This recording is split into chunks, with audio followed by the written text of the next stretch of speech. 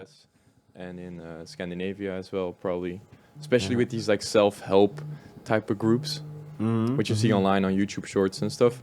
But for sure, the thing that you're doing is by itself something new, I think. Yeah, I actually trying to accomplish the feeling and more like the what they get in the Finnish Scandinavian countries. Because if you emerge there with ice cold water, it's mainly you have to break the ice and sit in a in an ice pot, you know. And that's what distinguishes us amongst competition, because they most of the time only work with cooled water. And they're gonna add additional ice. Especially here in Europe, because the gurus you were talking about is basically they just use cold water with some ice cubes, you know. And that's so it's different. not the same. So different. He came in. He was feeling both of our freezers, right? They haven't been on because we had people coming here. We had some construction days, so we forgot to turn them back on. So they were about 2 degrees, and the other one was a half a degree. Yeah, right? exactly. Yeah, so 2 degrees difference. Exactly. Insane. Yeah. Because I was getting very cocky, like feeling the one on the right, and I was like the 2.5 one. And you were like, "Is this as cold as it's gonna get, man?" Easy, like, because I did this before. Like I went to Norway in summer, but there was a glacier water in a fjord. Went in with a guy who was trained by Wim Hof. Oh wow! And so we did the whole breathing thing, 25 minutes. I really, like really heavy. And then walked in, and it was cold, but it was like 6 degrees or so, right? So that's comfortable. And I was in for like 6-7 minutes. But it was outside though. Yeah, like in the nature. Yeah, like we did so like the water was flowing and stuff. Yeah. That makes it actually pretty difficult. The temperature which you preserve, or the feeling you get from that water is a little bit colder than standing 2 degrees. The skin to skin contact with the water to skin contact. Yeah, right? it's because the water flows and it takes away your protective layer. Because once you're in a non-flowing bath of water, you're gonna create a protective layer. You know, it's a thermal layer that you create around you because you radiate heat. I think I heard this in the Joe Rogan podcast, where the guy was like saying like you can have like these kind of baths which have the function where it like swirls, becomes kind of like a whirlpool or so. Yeah. And then it's like massively cold.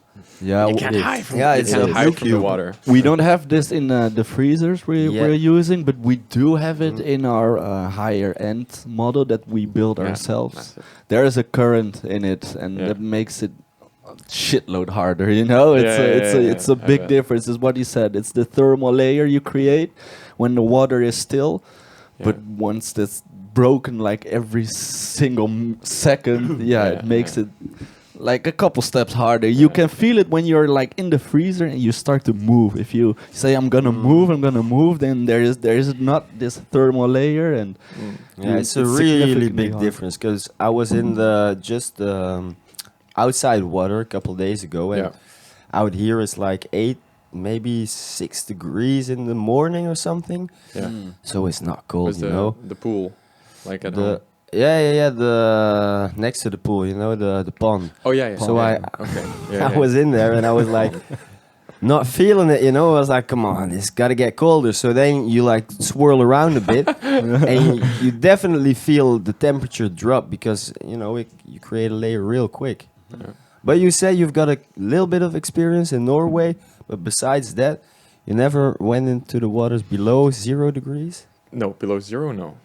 Oh, okay. I mean, can you go below 0? Yeah. So you go minus. Okay, minus, and then the freezing just doesn't happen. It does when there's a current. It doesn't happen at all because it's it's below 0. It's like 2 less below 0 before the freezing starts. What you can achieve is when the water it doesn't like instantly freeze at all. You know, it goes from sides to sides, and then when you have a significant part on both sides and you let the water cool in that for a bit, it gets below 0 actually. We have a temperature meter that reads 0.1 or sometimes 0.15 degrees Celsius, you know, and minus 0.9 is the coldest I've been able to get it. Yeah, exactly. Almost minus 1 degrees is because, like he said, the cooling elements are on the outside, so it starts to freeze up from the outside inwards, you know. But I always thought, but then the water inside, it's maximum like 0 degrees, 0.1. But that's actually not the case. We didn't know. No, we didn't until we tested it, you know. Yeah. But guys, like I would probably go like 1, 2, 3 degrees, because that's what I've been like researching. That's what you read about and stuff. You can configure it yourself. But there is a significant difference. You feel it yourself with 2 degrees and 0. What is it? The other one, 0.6 degrees. Minus 0.6. Right now. And right now, no, it's 0.6. Yeah. 0.6 degrees. Yeah, and you feel there is a significant difference between the two, even though it's only 2 degrees. You know. Yeah. And I'm not saying you don't get the benefits from 3 degrees, but you exponentially increase everything. The experience, the experience. But also like the dopamine, the endorphin, and also the mental game, you know, because also when it's more based on the Finnish real experience where they are totally immersed inside of the ice, you know, and that's what we want to recreate as well. And that's where the mental part also comes in. If you know there's like huge blocks of ice surrounding you, and you know you're sitting in there, it does so much more mentally. Then 3 degrees, you know. So talking about things based in other countries, you're based in Switzerland right now. Yeah, I totally forgot my introduction.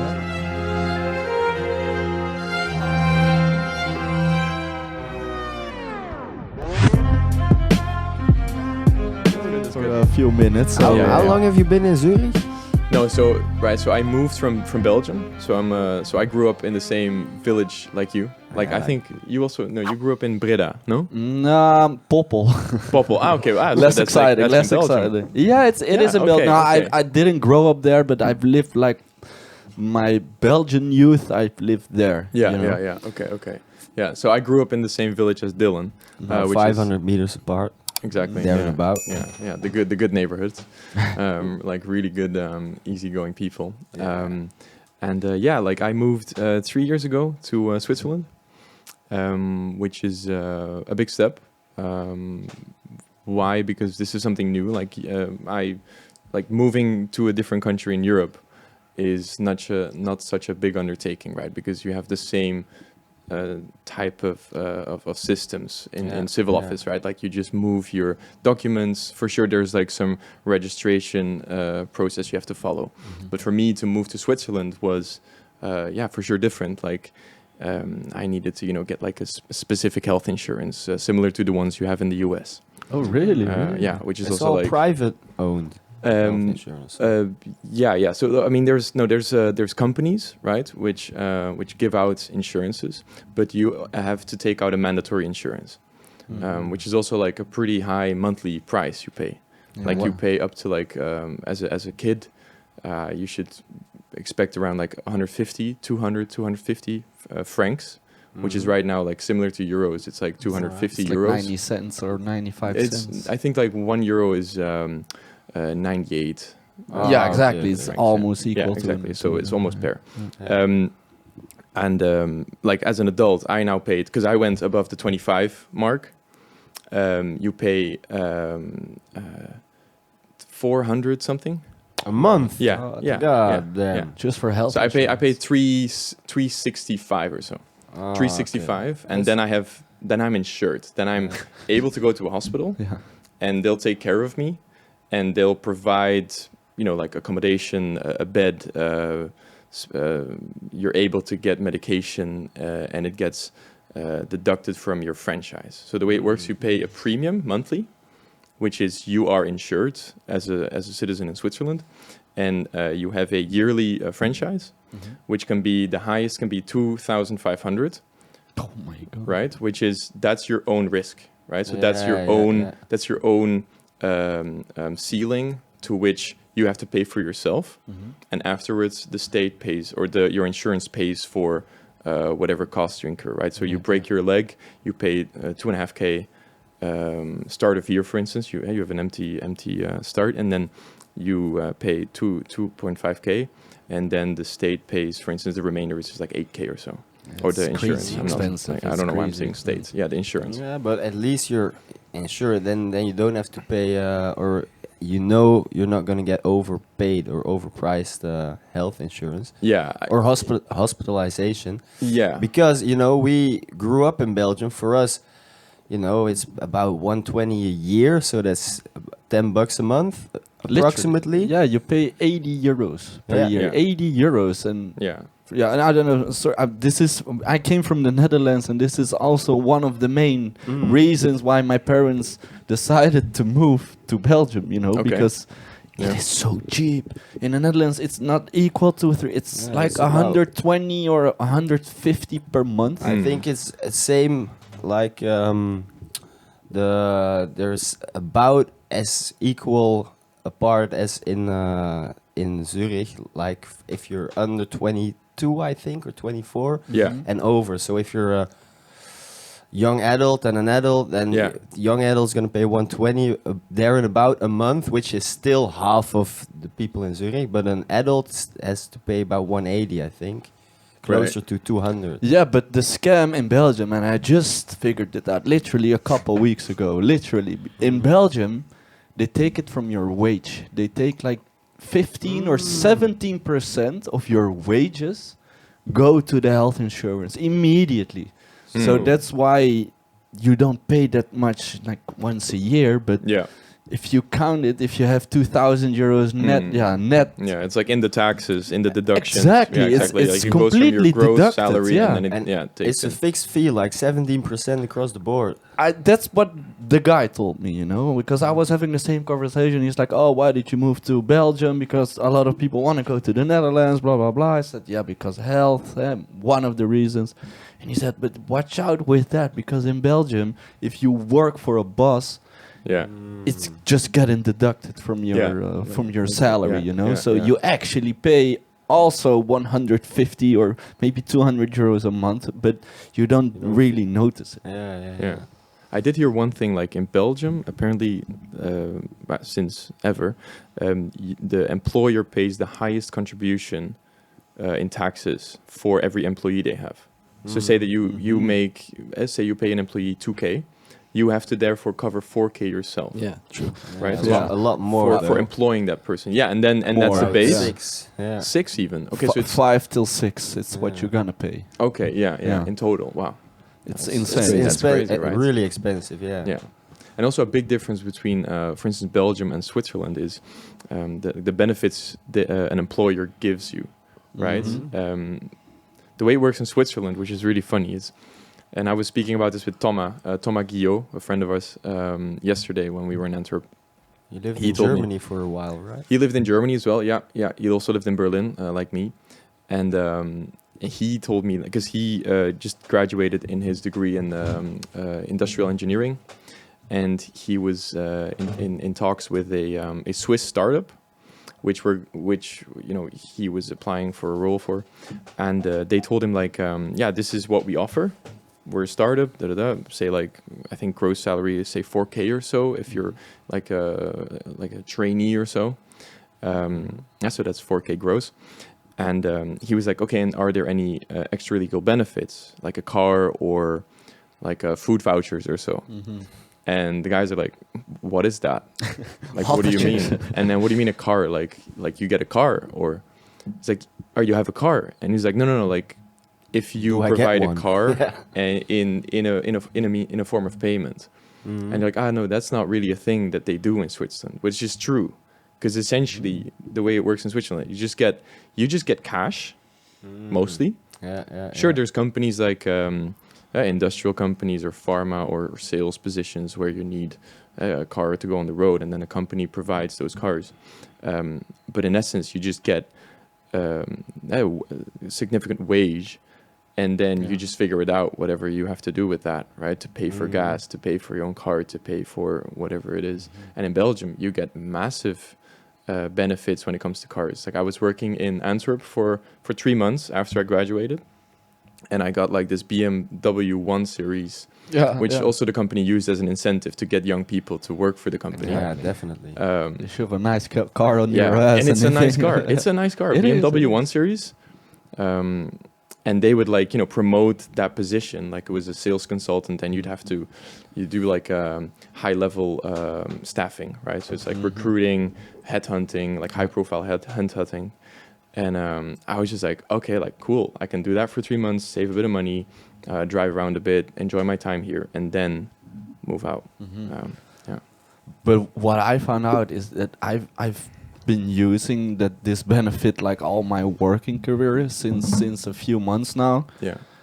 And I was starting to think about it and was like, damn, actually it's so annoying to always have to be able to rely on the company you work for, because then it's also like an incentive that you stay there, because when you're gonna quit, you don't have the car anymore, or if you get fired, you don't get the car, and you're like, fuck, I'm so dependable on my car, and I'm always used to getting a company car, but then it's got taken away, and then it's kind of a double-edged sword, because not only are you not responsible for the car, so you don't have to, if there's something wrong with it, the company takes care of it, right? You get free fuel, that's a good one. Yeah. Plus, you get the car for free. But like you said, you're kind of reliant on having the job. If you go anywhere else, you'll be without a car for a while. And that's why we had a company car as well. It was a nice time, but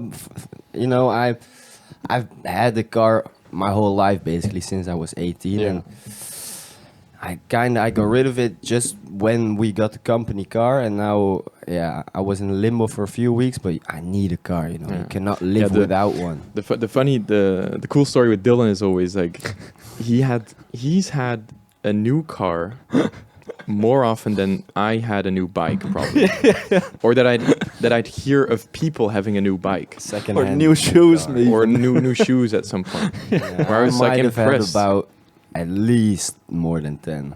And I feel like that's even an understatement, or at least you yourself, perhaps, but also David, and just like driven around. Yeah, but that's different because our parents had an company staffing. Yeah, with staffing and the people who we had employed, they needed cars. So we had some cars, some spare cars which we could use sometimes, but most of the times we had to drive them to insurance and fix them up or get them in a good state. Yeah. Most of the, if I'm saying or if I'm talking about 10 cars, it's 10 cars that I drove myself for at least a couple of months, because some of them they were like $500. Yeah, 350. Yeah, but then still, and I remember like showing up at Dylan's doorstep, and then there'd be like an engine block, just like standing there, and I'd be looking at it like don't tell me anyone is trying to fix an engine. They do, because Dylan can actually dismantle an engine and put it back together, and then like test it, and it's like it needs a little bit of this. Yeah, but it's so useful. You maybe look weird at it. It's such the beginning. But now when we have like a problem with the car, we're like, hey Dylan, come look at our car, because if we go to the garage, they charge us €500 for and shit. then it's also it's shit surface. Like I really feel like garages in Belgium, or at least in this neighborhood here, because my dad is the same.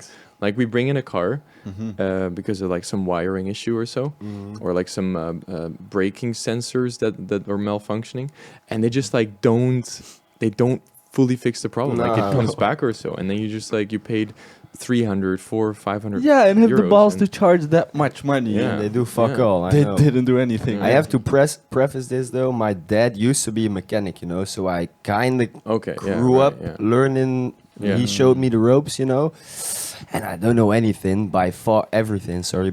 But like the main parts of a car, the main things that could have issues are basically the same across the board. Every car is basically built out of the same components, and it's kind of an easy puzzle, because I told you a couple times, right? Every dumb guy working in a fucking garage can fix a car, you know? Yeah. No offense, right? But it's like it's not an Einstein or a graduation. It's not quantum physics. Quantum physics, yeah. And that was an epiphany. You know? When you told me, I was like, you're actually right. I mean, it's not the most educated people, you know? I mean, I have respect for the job nonetheless, but it's not like the most clever people or you know, the top of the class is to go become a car mechanic. Yeah, you don't need the highest end degrees, right? It's but just I also feel like some bolts, nuts and bolts. Yeah, 100%. But I also still feel like there is a difference when you're that kind of person who has like a hands-on approach and actually knows how to DIY something themselves. And if you then have like a solid training or apprenticeship where you study to become a mechanic and you actually pull it off, you get a company, you work for a guy, and you just know like that guy can fix my car and I don't have to worry about it. And they'll do like some extra twists and they know like with sound and touch how actually like the tire is in the the sub base of the car, of the wheel frame or so, and they really feel how it's stuck and how it shouldn't be or so. Yeah. That's interesting because it's like you said, it's not. Are you drinking out of the honey jar? Yeah, that's my new tea cup. You got the most excess honey. Yeah, exactly. Let's go, but it was empty. It's not the hardest thing to like you know, memorize or study a car and how to fix it and how to see what's wrong or right, but like it's not easy. Everybody, like even a quote unquote dumb person who works on it, he is gonna after a while, maybe it'll take him a lot longer, but after a while he'll get used to it, you know, and he'll get handy with it, and then it's still a lot of material or a lot of things that he has to think about, but because he likes doing it and he does it a lot, it becomes second nature. So yeah, totally. Yeah. it's like I said, it's just taking apart nuts and putting them back together in the same place. It's not hard, you know, but there's harder things. You have to memorize it still. yeah, you gotta learn it while doing it, you know. Yeah. More practical than theoretical, you know. But coming back to Switzerland, I think it's actually a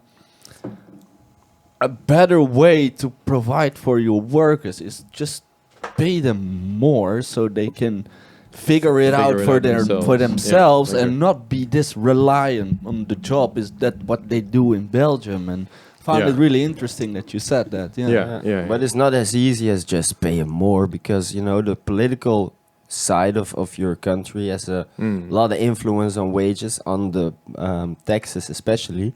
Yeah. How is that in Switzerland?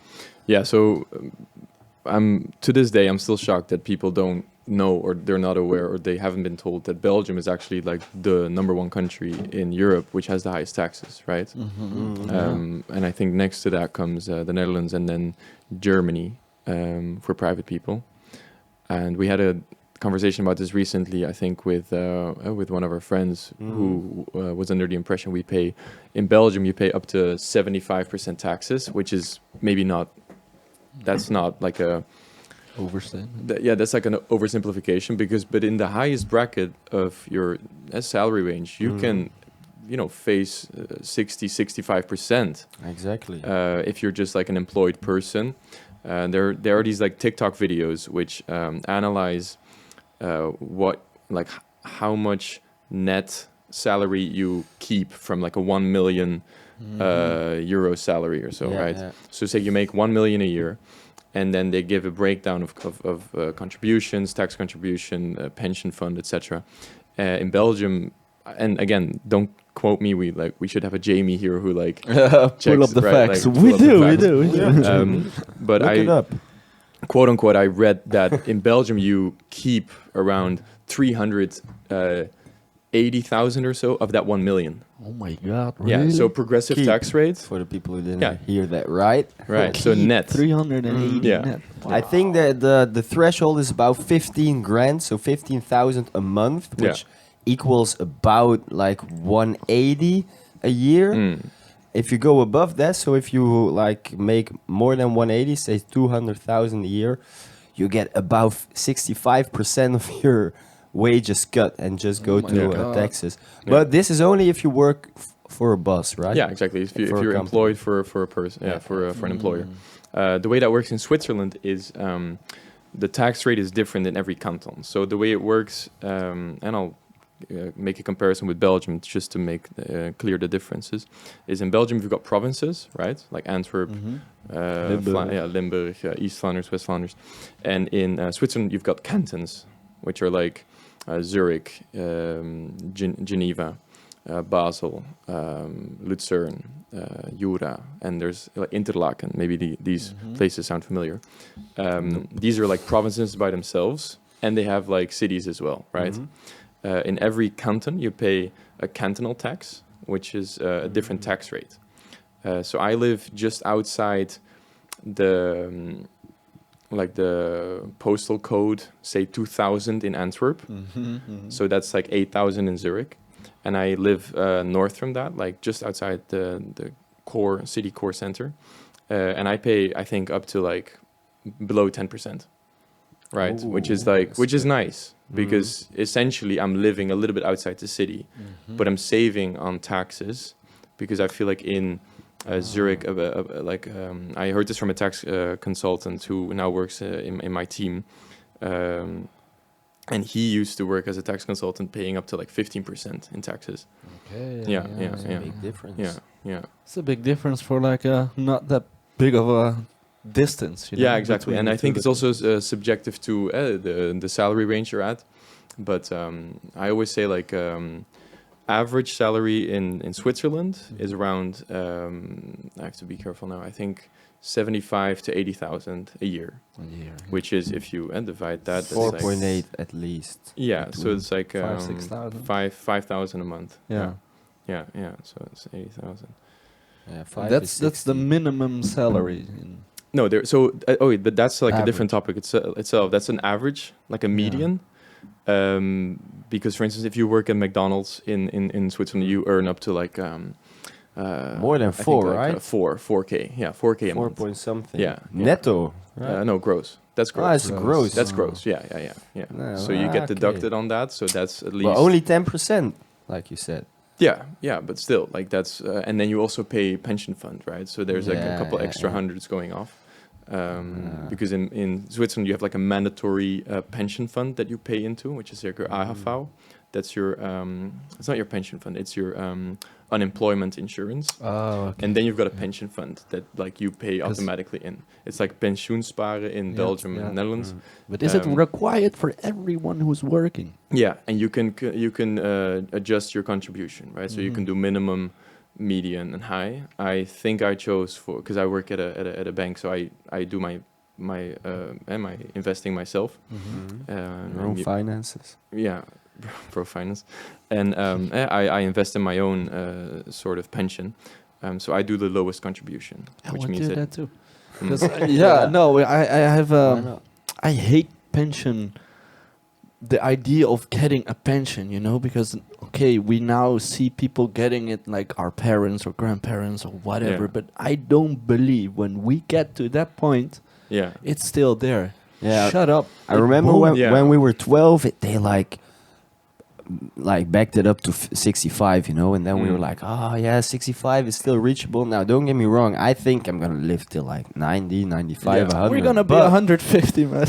But no worries. Or 115, 50, doesn't matter. But they keep on, extending it. Yeah, extending it, exactly. So now it's like 70, 72 or something. Yeah, because like people's life expectancy goes up.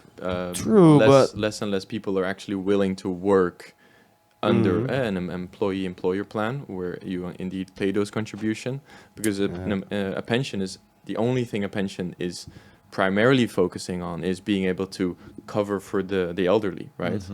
Yeah, and I feel like in Belgium that's all rigged right now, because like that's why these insurance companies. I used to work for an insurance company when I was studying, and we would go around promoting pension saving. So like pension funds and life insurances, right?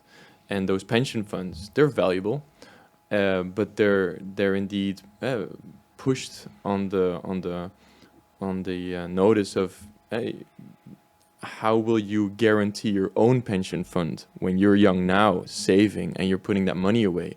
But are you seeing those returns when you're 80, when you're 90, or when you're 100 even? Right, Yeah, because you don't know how that exactly. pension fund is going to be switching or changing. And what if throughout the you leave Zurich? Is it going to get relinquished, or are you going to get paid back a portion of your pension, or is it going to sit there until you come back to Zurich? Like, yeah, that's actually like the. So when it comes to that topic, you have actually like three very complex. At least for people outside Switzerland, it's a bit more complex. You've got like three saving pillars, which is your first one is like what you do with your employers. Like they tax you, and that gets sort of taken off already. The second one is your unemployment insurance, that you also get a deduction from, and the third one is dritte Säule. It's what it's called, like your third pillar, which is like a tax-free way of like saving for retirement. That's how it and works. that's only like a specific thing for Swiss people, like for Säule. Switzerland.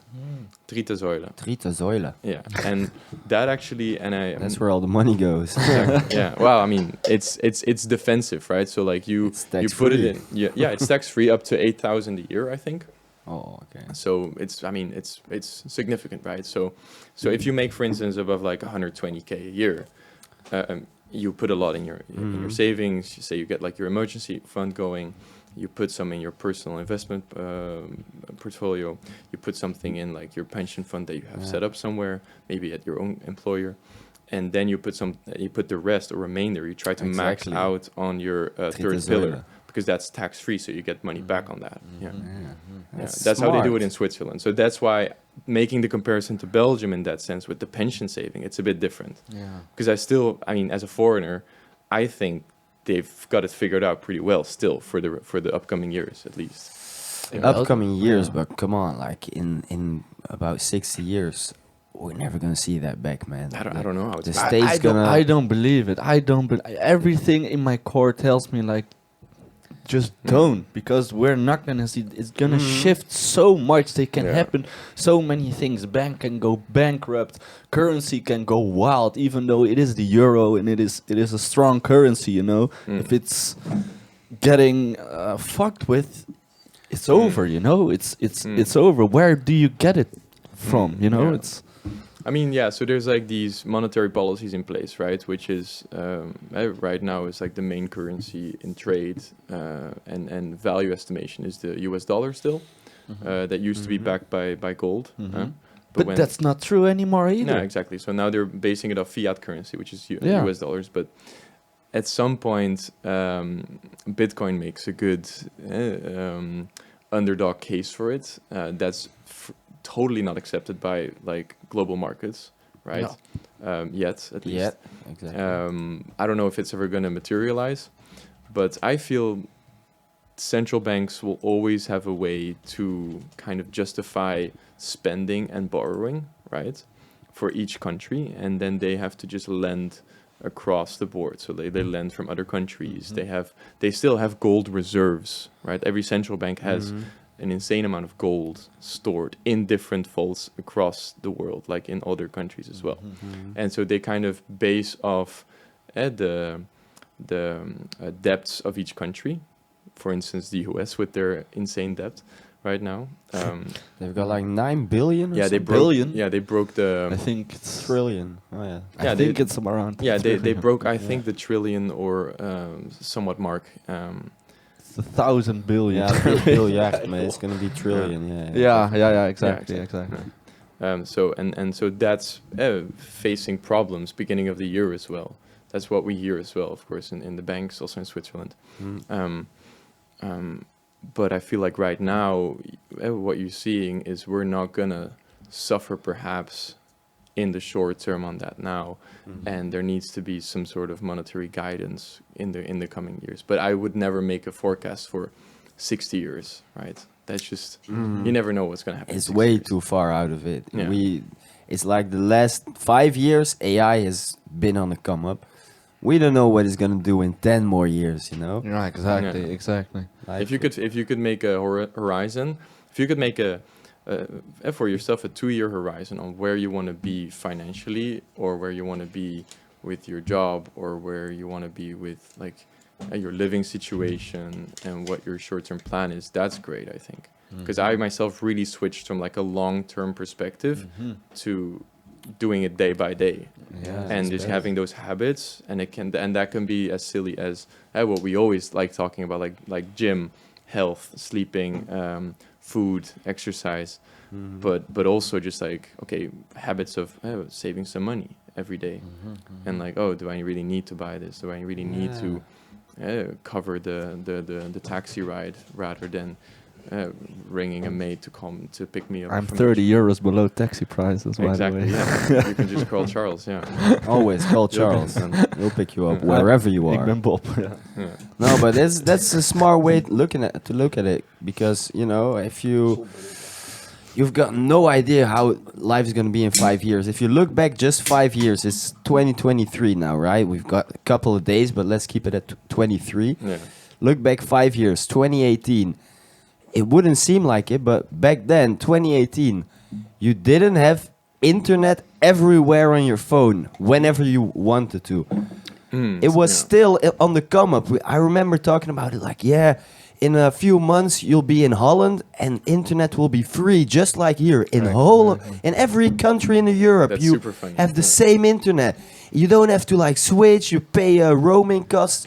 Now it's second nature, right? Yeah, exactly. I'm still telling my parents this, like you when you're in the Netherlands, or when you're in Germany, or when you're in Sweden, because they went to come visit me in Sweden when I was living there, and they were like, we don't have roaming, and I'm like, I can't put on my roaming. I'm like, Mom, like it's 2021 at the time or so, or 2020. Like, you have roaming everywhere in Europe, even in Iceland or in Liechtenstein, right? So which is crazy. Yeah. If you go back 5 more years, you go to like 2013. Yeah. You couldn't Look up even phones in 2013. If you go over the border, you're in Germany. It's gonna cost you about €2 if you call your parents. You know, it's gonna cost you money to call to different places. Pull up some phones Europe. from 2013. Look. Those We were the couldn't first smartphones. We couldn't even iPhone take 4? like. No, I don't think iPhone was even. In the market. Definitely. Oh yeah, iPhone for sure. definitely, iPhone was for sure a thing. It was just like these. Okay. It was on the market then, but still. Okay, 5S. Oh, okay, 5. I think I had a 5S. Yeah, that was like my first iPhone, I think. But still, if you compare it to what an iPhone can do today, with like the quality, with like everything we are so used to now, it's such a big leap, you know. And this is 10 years ago. Yeah. This is only 10 years ago, you know. Although I can't relate with the free roaming costs now, because I have 4G. Like, I've got like 50 gig when I'm in Europe. Like, I already spent 20 gigs or so just being here for like a week. Because I don't switch the Wi-Fi anymore. Like, that's also a luxury that you have. Like, I wanted to say this right too, now, yeah, right? Everyone just true. has 5G or 4G anywhere they go. Like Dylan said. But like, when I want to call to Switzerland, because for instance, I got an invoice for like a reduction on my train subscription. It was like 200 francs, and I was like, I already paid this. But like, now I had to wait 2 weeks to be able to contact them. So I'm back in Switzerland if I were to be calling them without paying. But now I paid like 4 or 5 euros just to give them a call and say, hey, I already paid this invoice. This is my account number. Can you please check this? And then, because it's outside of the EU. Exactly. Yeah. So that's still a thing. Around the same time, I think 2013 to 2015, WhatsApp came up, and that was also a revelation, right? Major. Internet calling. Major. Yeah. You can just call wherever you want to wherever you want, you know? Yeah, but it's what he said. Like, now sometimes I put my Wi-Fi off at home because I know my 5G is faster. It's man. better, It's right? better, you know. They and really, they have to come up with something, because also at home. Yeah, I think that's why they're putting fiber cables in the streets. True. They're working on that too. So that's true. And what about the Elon Musk Wi-Fi? Starlink. No, that's just if you want to go off grid or want to go anywhere where you want to go. Yeah, Because sometimes you don't have mobile service, you cannot connect to all this, especially in the US or maybe in the jungle, or it's so big they don't have satellites for you to connect your phone to. Yeah, but some people run their house internet off of Starlink, no? Yeah, Right? yeah, they do, but that's more like not a gimmick, but they want to try it out, I think, because it can go up to 100 Like a beta megabytes. version. Yeah, exactly. But more also they're like intrigued in what Elon Musk is doing and the concept behind it. Okay, yeah. It's not necessarily the fastest solution for their location. For some people, it definitely is. If you're on the road, for example, you have an RV, you want to go across the States or whatever, Africa, Traveling, you want to go traveling, it's ideal, it's perfect because you have high speed or 100 megabytes per second, I think, download speed and 20 or 30 upload speed, Yeah. Pretty quick. It is pretty quick, Yeah, that's and pretty solid. that's the good thing about Starlink. Have you seen them? Yeah, Like flying around? I've seen them a couple times. Yeah, yeah, That's yeah, what they've yeah. been using in Ukraine as well, right? Like Elon said, like Starlink is now available in all of Ukraine. Okay, yeah, I mean, that was a thing yeah. with like during the war or during the invasion or war. Yeah, right now, it's already yesterday's news, That's true. It's not Israel trending and anymore. We should, Palestine. we should keep it trending, guys. Ukraine is done, man. I mean, We don't care about them anymore. Yeah, Yeah. well. No, I no, get it. but it's probably also a good marketing scheme from Elon. And besides that, Ed, because have you seen him like flying around? I've never seen him, but apparently it's like a whole train of satellites just flying over in the sky, you know? I think 50 or 100. And No, they never fly seen pretty quick. I've seen them, I think, 3 times in Antwerp, but it's the whole row, and it goes and goes. Look it up, Starlink. Where can I see Starlink? And you can see where they pass by on the Earth, and then you can, if you look Okay. into the sky, Because you they can see them. rotate. Oh, yeah. Yeah, So, they like, they hover around the orbit. Because the Earth is Exactly, round, yeah, you yeah. know? Yeah, they Not orbit. compared. For those flat Earth motherfuckers, excuse me, Kevin, but it's round. We had a Starlink conversation last week about this. Ah, really? Okay. Yeah, I was just taking the piss, It was a Christmas special, Yeah.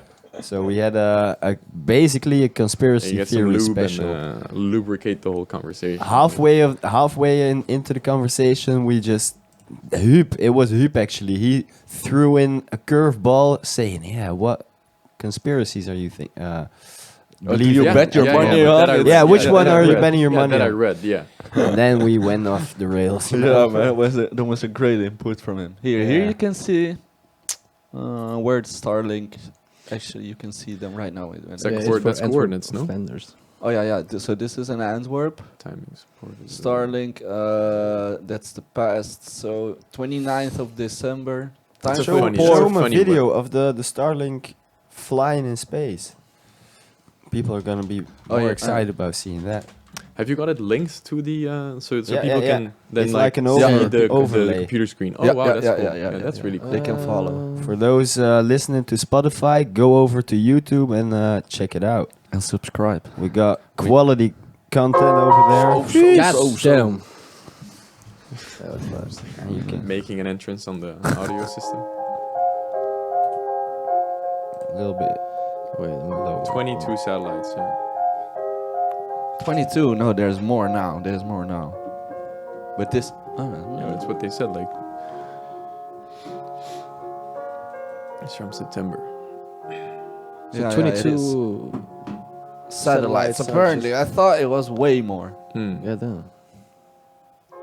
That's it. Only 23 flying around. That's Yeah. not the video we were really looking for. I mean, I hope they at least saved some funds on the way they look. Like appearance is like the least important when it comes to satellites. You know, Yeah, but ev- not according to Elon Musk, man. He's like, it has to look cool. Yeah, that's true. You know, I like Elon, but in a sense, he's kind of a little bit power hungry. He's a little bit psycho. Hmm. Because do you Look, know? This is exactly what you see. I've seen this row like many times. Oh, but that's really cool. Do you know Yeah. what he's gonna do with X?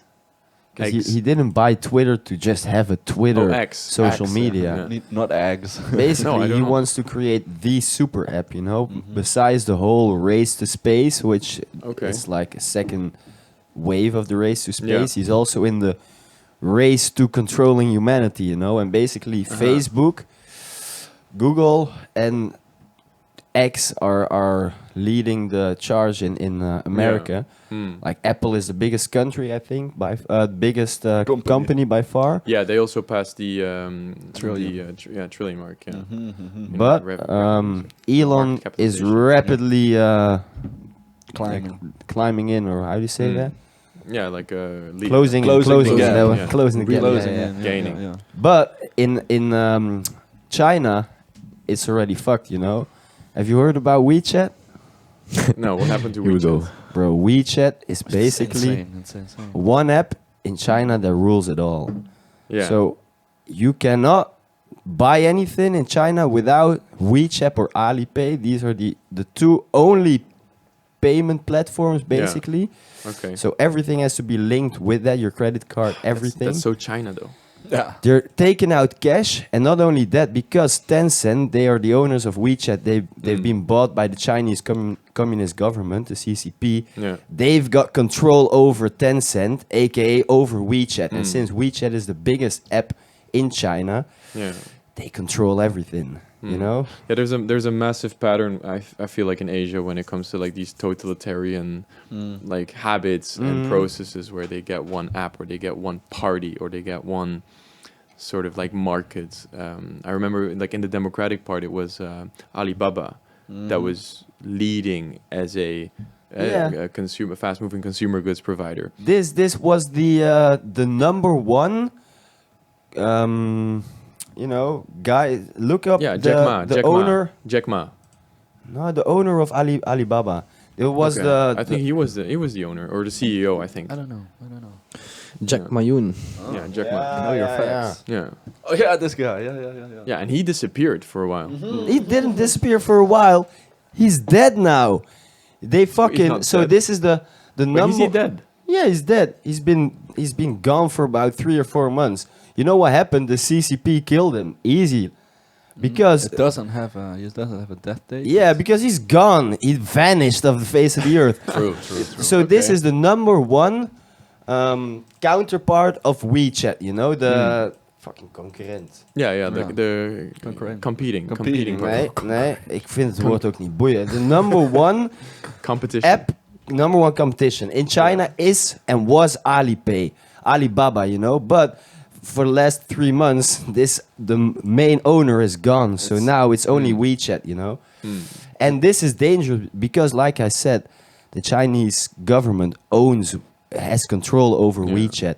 They don't only own the payment platforms. You can only order cars, order hotels with it.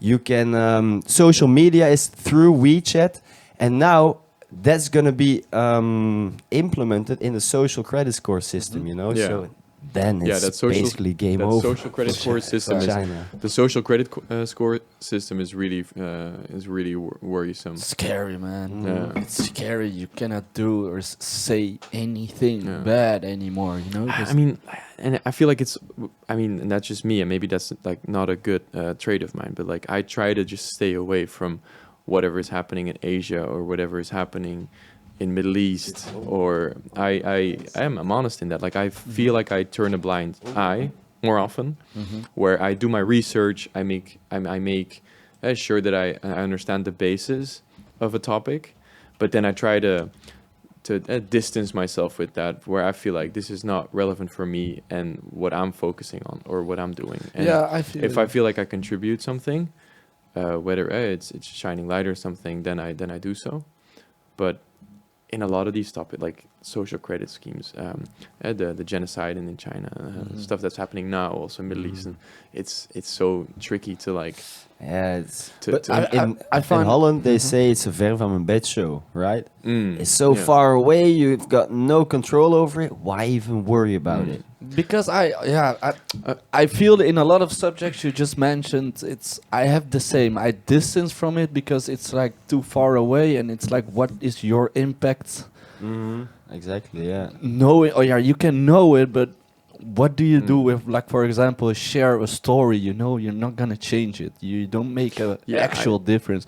But what I think with the credit system is actually very interesting, because China is way ahead of Europe, and I think this is where they want to go, and this is ideal picture for them is to control, have everything centralized, or focus on one. How do you say it? How do you say it again? Centralized government, or you have one party at the top, you know, and supreme party. Exactly, and they all want to achieve this. Europe is just, or the Western world, I would rather say, is more divided and more free, but at the end they want to go there. I believe they want to go there. You mean Europe as well? Europe as well. Everyone wants to go there because what they all want is power. You know, they all want power, and they don't have power if everyone is divided But you're looking at the ruling parties, then, meaning like the NATO or the European government, like the European Union. You mean? Exactly. They want power. They want a centralized government. They want one party to look at, and they don't want everyone divided. Everyone here is just it's a hard challenge, and that's why they start to, I say, make up stories almost, you know, because Joe Rogan said something really interesting in one of his last podcasts. He said it was something about the aliens. America said, now we confirm that they are aliens. But he said from the moment they admitted that, I didn't believe it anymore. And he's like, I'm all about, I want there to be extraterrestrial life, you know. Yeah. But from the moment they said, it's them, he didn't believe it anymore, because they said now they have a perfect cover-up just to do whatever they want. You're just going to point at someone else, just they did it. They want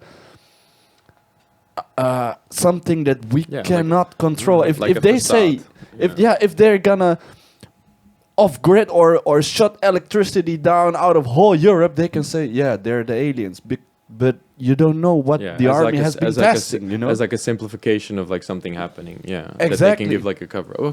And I was like, fuck, man, that's actually really interesting, because they like to distract people, you know? They like to distract it on pretending what is going on instead of what actually going on behind the scene. And I think because, you know, a lot more people are seeing flying things, or the Navy and the fighter pilots, they see basically spaceships or aircrafts that just zoom from one place to the other.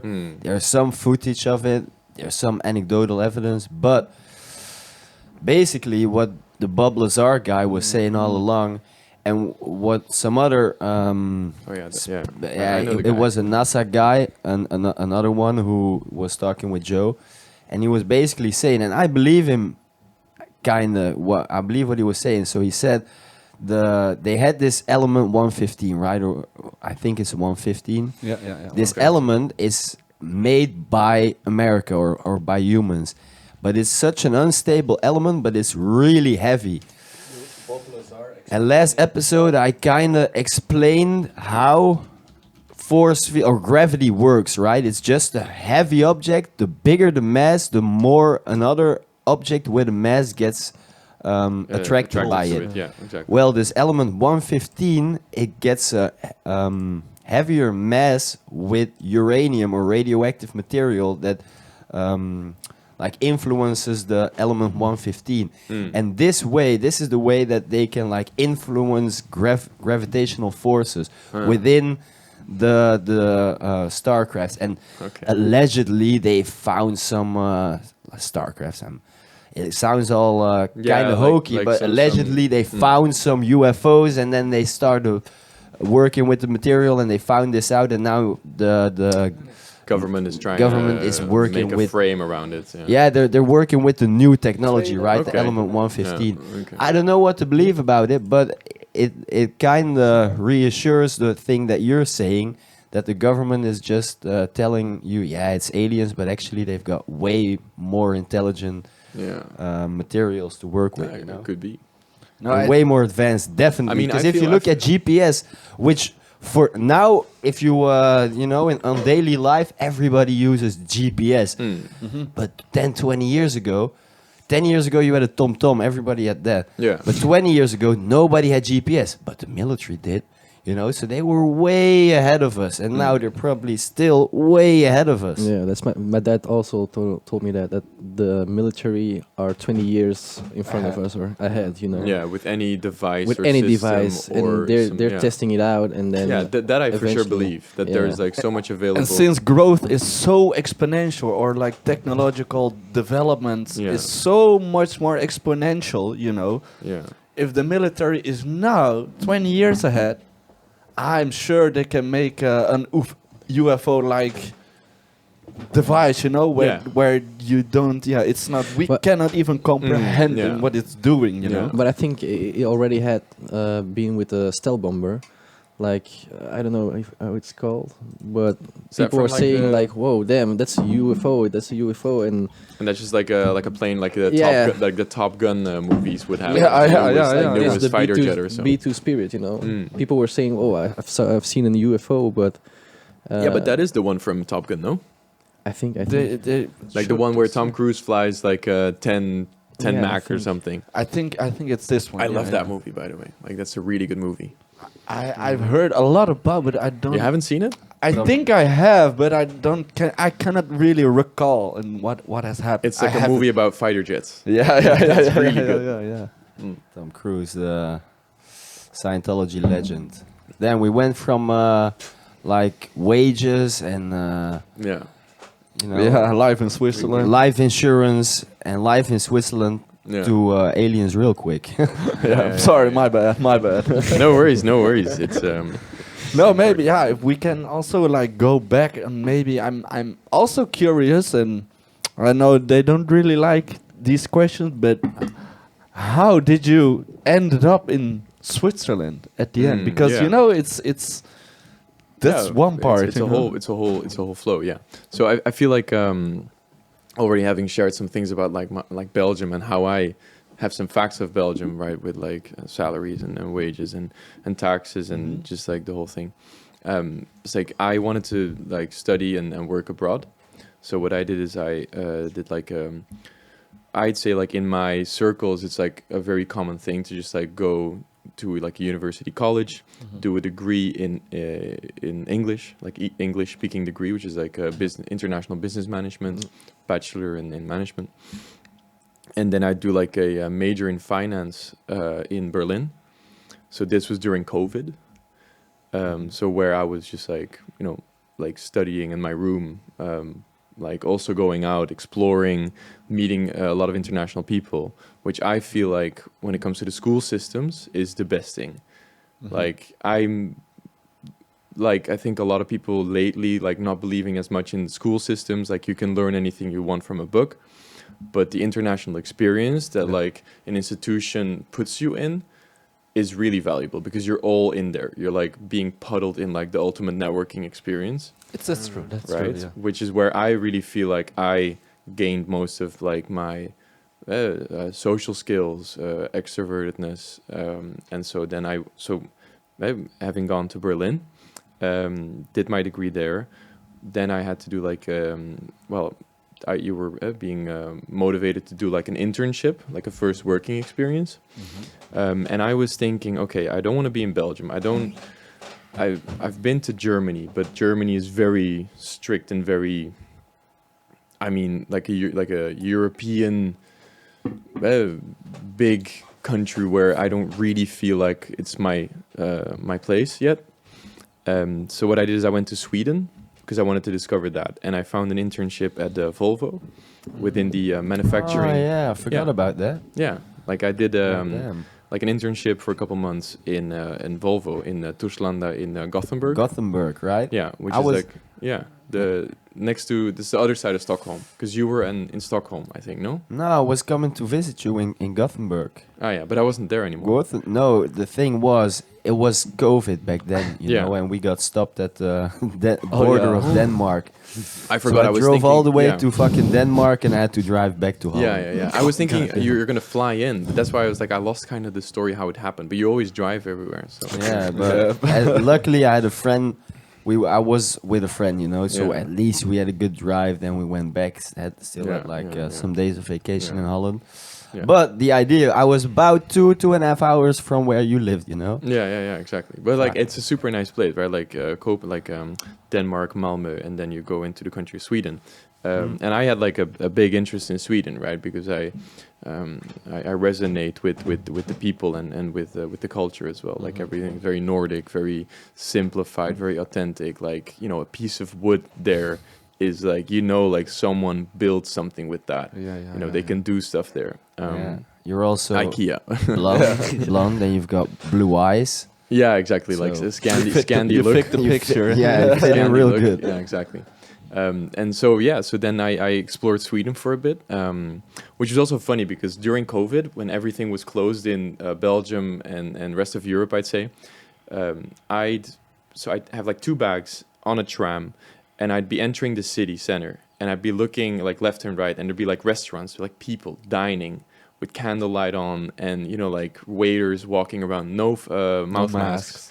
And I was just, and to this day, like that was such a weird feeling that I really felt like I'm out of Europe or so, in the sense This of like, was in Sweden. Yeah, in Sweden. Yeah, and it was March, right? Like it's out of winter 21. time.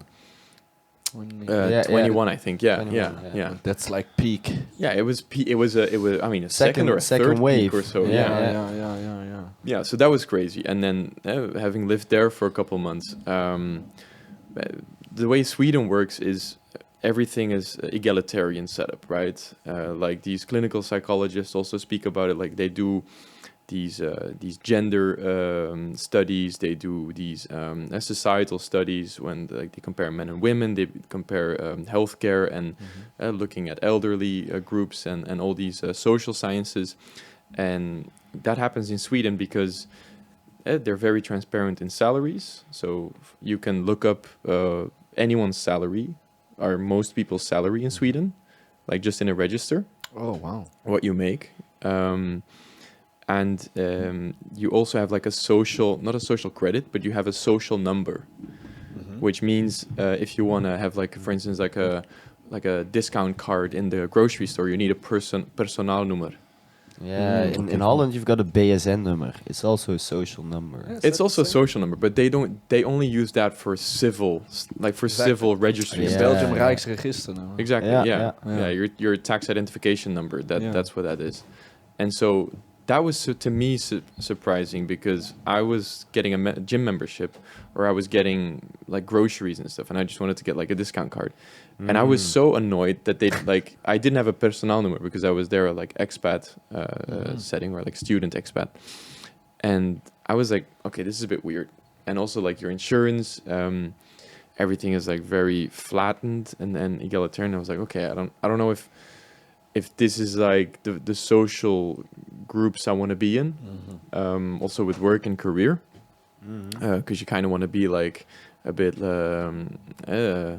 free roaming, free markets type of career. Like you want to do your own thing, you want to set up a company. And setting up companies is, by the way, still really good in Nordic countries like Copenhagen, like Denmark has really good corporate laws. But I just didn't want to be there at that time. So I was like, okay, I'm not going to stay in Sweden.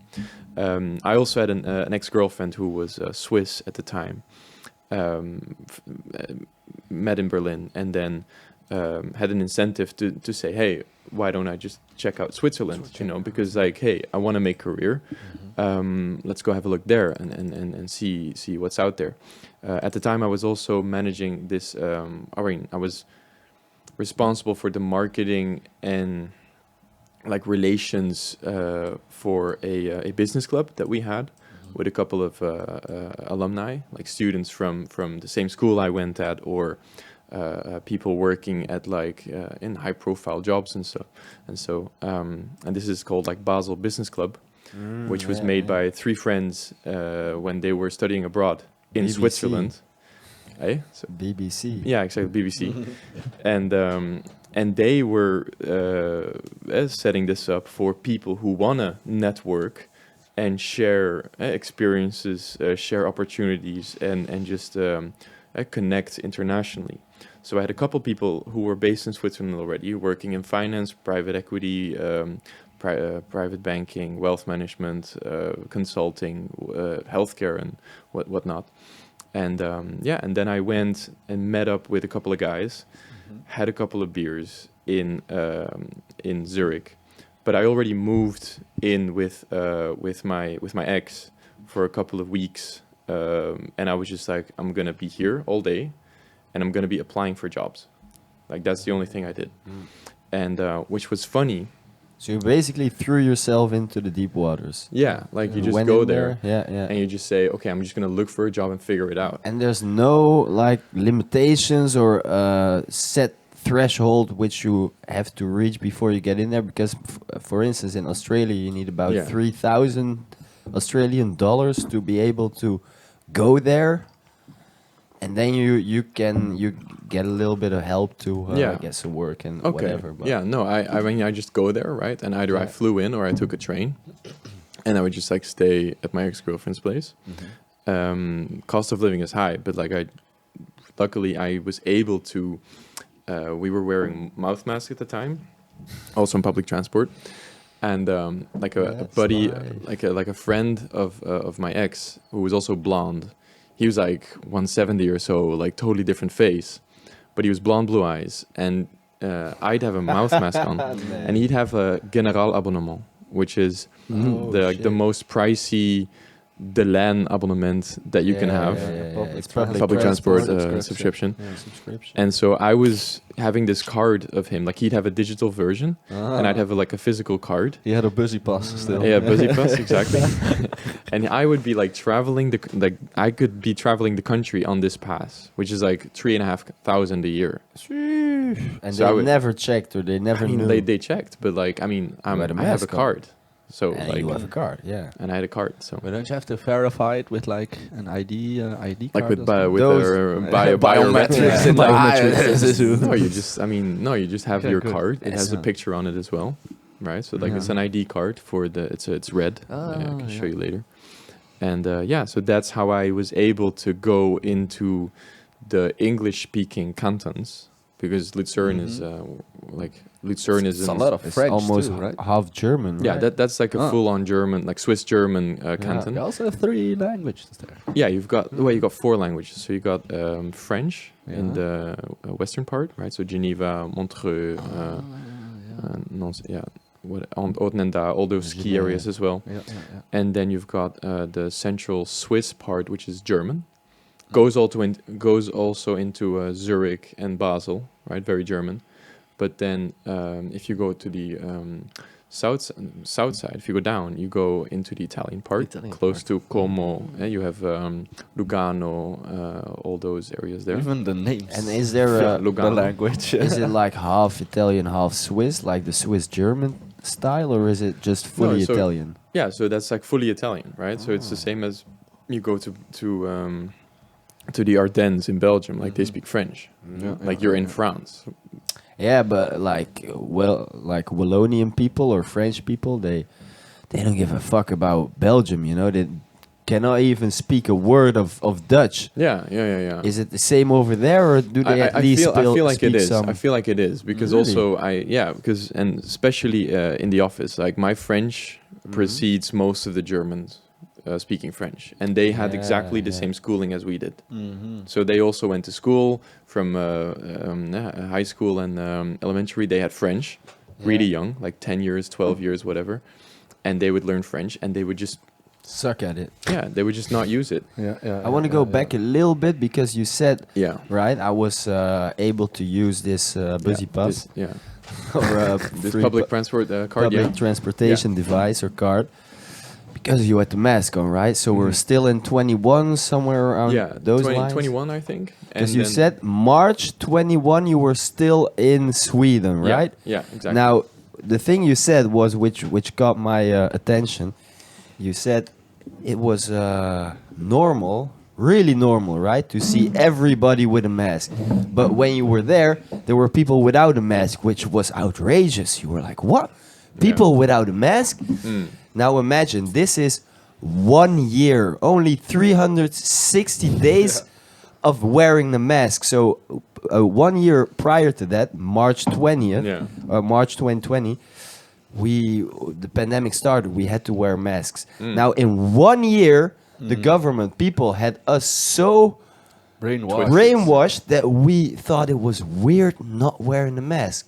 Yeah. While the rest of our 25 years of existence, or 26, whatever, we never wore any, and it was normal. I don't know. I feel like everyone had like a different approach on it, right? Like everyone wanted to be like respectful to other people, which is like you can say it's an argument for the government to use against you. Like you'll feel bad if you don't, etc. And most people are polite and all that. They did, because sorry to interrupt you, but that was the one and only reason why I was kind of going with the whole bullshit, because my mother was sick at the time, and I was like, yeah, I don't want to make her sick. And they put so much emphasis on save the people around you, you know, wear your mask for the people around you, take your jabs for the people around you, because otherwise you're gonna kill your friends and your family, the elderly. That's what they were pushing, you know, that narrative.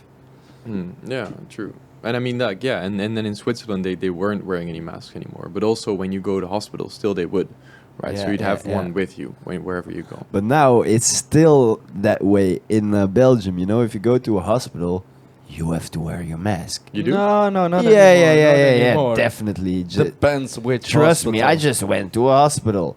They went to a shitty hospital then. Bro, they ask you I went to 2 of them. They ask you, put your mask on, please. It's not in every hospital. And I went to a few too, and I know... Even doctors' offices ask you. I know one of them, they still ask if you did it, but then the other 2, I went to 3. Perhaps it's just like subjective, like depending on how you appear as a state, or like are you a bit sick. Everybody's wearing a mask there.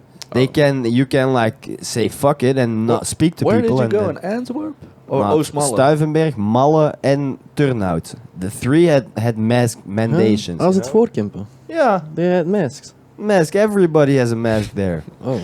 They never asked me. I think it depends on the day, maybe, because I went to not Stuyvenberg, but Middelheim. That's in Antwerp. It's in Antwerp as well, and it didn't require it there. In Zemst, they didn't require you to wear a mask. And really? Yeah, but I know I forgot which one asked me to actually wear the mask. I think it was Turnhout too. I wasn't wearing one either. Like fucked up city. Like I said, you used to like have a mask in your car. You know, everywhere you went, you had the mask because you had to. Like dodge the Karens, you know. Yeah. But now, nobody has a mask, so like you always take it from the desk if you have to, like in a hospital. But maybe not everywhere. But still, people are like asking to wear that fucking mask. I'm like, I get it. I mean, doing anything. I think for me, it ended in Switzerland when I was approaching summer, and then that was like a year, 1 year ago, 2 years ago. Where it was just like all of a sudden after summer you just weren't I think asked 22. to wear it anymore. Yeah, 22, just kind of like 1.5 years ago then. And it just like dissipated. Like nobody complained about it. It was just oh yeah, that's okay fine. But it was also right when the studies showed that the mask didn't have like any efficacy. Yeah. I mean, you need to like wear an FFP2 mask. Yeah, and I can tell you this story about Sweden. I mean, my time of Sweden, because I was meeting up. Like, I would be flying to my family, or I'd be flying to Switzerland to see my ex. I'd pay 150 euros on top of my flight one way to do a COVID test to be able to fly. True. Every time I flew. Exactly. I even did it I went to France, to the south of France, and then they required that too, and I paid shitload of money for that too. And then you're getting your standard check if you have a ticket, and I had a whole bundle, you know, with everything they fucking required you to do. They just, no, we just want to see the ticket. I'm like, dude, what the fuck? And it was the first and last time I did that test, because I was like, fuck you all, you know. Really, if you're gonna require me to do it, pay so much money and then not even ask for it. I mean, give it a service at least. Yeah. Exactly. Yeah, give it a service. Otherwise, it's just a piece of paper for a shit ton of money. Man, I did a 100%. Test once in a later stage, maybe the last thing, and then we're gonna quit about COVID because exactly it's fuck. But it was like near the end. but you still had to have like this code to go to festivals, right? But I was working at a festival, and I knew I had COVID because somebody was like sick, and I was with him, and I had the shits, you know. So I went to this testing facility, and I got tested, and then I got tested positive. So then you get this fucking code like you're a Red Cross. You've been positive. No. You get this code like you've been positive for a couple for a period. So now next 6 months you can do whatever you want. You're immune. You're immune. Yeah. Yeah, and it still costs like $20-30 for doing the test. Like they said it was free, but I got a bill afterwards, so I don't know what that's all about. Yeah, and then people, last thing, and then people started fucking vaccinating because we don't want to lose our freedom, blah blah blah. This bullshit, you know. I mean, I never fell for it, man. Fuck them, really. I never fell for it once. Yeah, right now it's just like. Where is it now, man? Yeah, I don't know. I have some friends and they were sick and they told me I have COVID, but like just whatever, so. Some people are still getting it, but they're crazy. Yeah, my colleagues in the office like also had it, and then they just like. But it's just the flu. It's just the flu. It always was just the flu. It's just the flu. Yeah. If you look up the people flu cases. No, the flu cases from 2022 or 2020 till 2022. Like the flu cases went down while COVID went up, and it's like kind of the same, equivalent. If you put both graphs into one and you blend it in the statistics, you get basically the results in a straight line from 2010 probably till 29. Yeah, till now. Yeah. That's influenza. Yeah. Yeah, influenza is the flu. Yeah. See, there's normal flu. All of a sudden, there's like no flu anymore. No, but there's COVID now. It's the same thing, and they actually like because we go deep into conspiracies. We entertain them, you know. But this was proven that the tests that they gave, you know, those sticks, they were just flu tests. If you have a flu, they'll be positive. You know, it's not even related to COVID. So I get that. Yeah.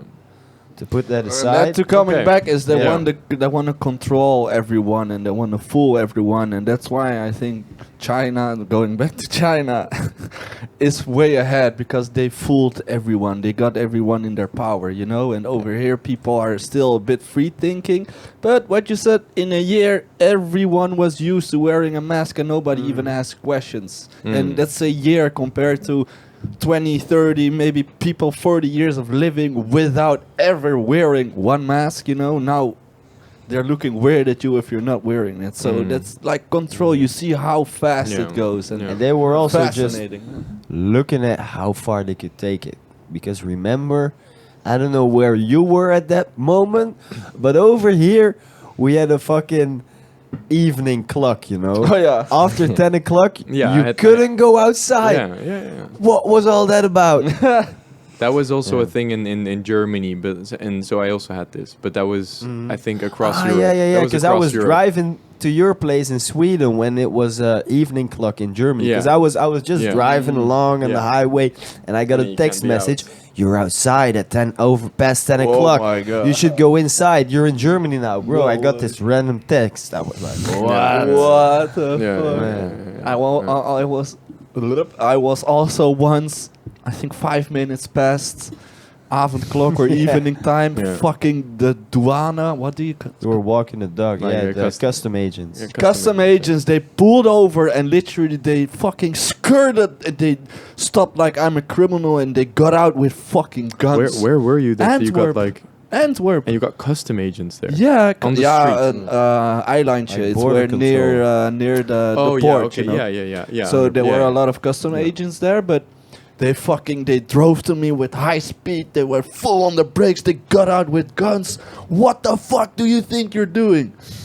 I'm just looking at them like, you see, I'm fucking walking my dog. I mean, what's the problem? You know what time it is? I'm like, it probably past your fucking evening time, you know, but just chill, you know, just chill. I was so irritated by that, you know. I was like, 100%. What the fuck was this? Because there's no interaction, like, for you per se. Exactly. I mean, I was alone on the streets, you know. No one is walking here. I'm walking here with my dog. Leave me alone, you know. Fucking annoying. We already said 3 times last thing about COVID. Fuck, it's just... let's see who snaps first. Irritation, man. Yeah, but yeah, man, Switzerland. But don't they look funny to people coming from outside of Switzerland that go work in Switzerland? That depends on where you are, right? So same as London and Amsterdam, Zurich is a very international city. So for instance, I'm in this group chat with probably over 250 Dutch people. I don't know how much like WhatsApp allows in a group chat, but like it's full. A lot, yeah, it's full. And as well as Belgian guys and girls. Like I've got some Belgian friends who I went skiing with 2 weeks ago.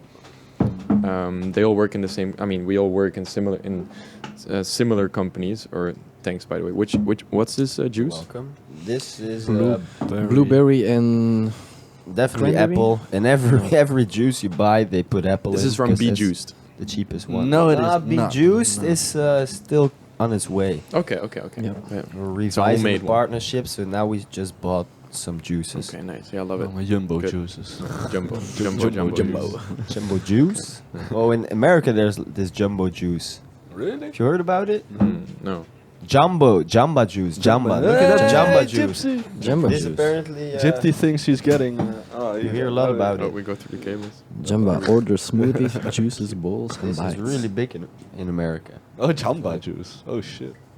Smoothie, fresh juices. Buy 25, get 5. But yeah, no. So like looking at foreigners in Switzerland, if you're in Zurich, there's so many expats. Because also, what is a Swiss person in Zurich? Like get you're money. you're no, but like what is it? Yeah, what are you doing in Zurich? They're making money. No, but like so being a working person in Zurich, like you do long hours, you have an international setting. It's usually either consulting, finance, pharma, or some sort of business setting that you do some exports, that you work at an export company or so. And yeah, so like a lot of expats, really cool setting if you want to study internationally or you want to work internationally, and that's kind of what I wanted, right? So even after my relationship ended and after I realized, okay, I'm on my own now, like yeah, I really like it here and I'm gonna try and make the most of it. When did you make that switch to going into the banking sector or the? Yeah, so that's when financial I landed a job at UBS, which is the I mean right now especially because they merged with Credit Suisse, which was the other leading Swiss bank. They are basically the biggest wealth manager.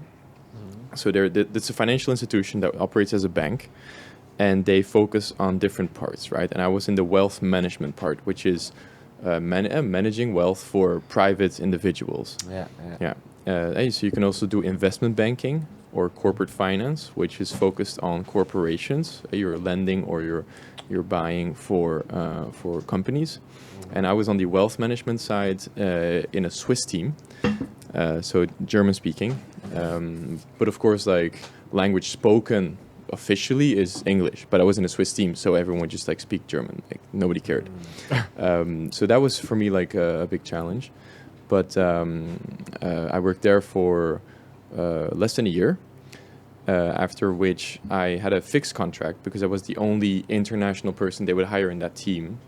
For starters, like I was the first one ever, and I was super happy that I got it because it was a great teaser role for me, right? Like you get into banking, you get into wealth management, you get into a big finance institution in Zurich.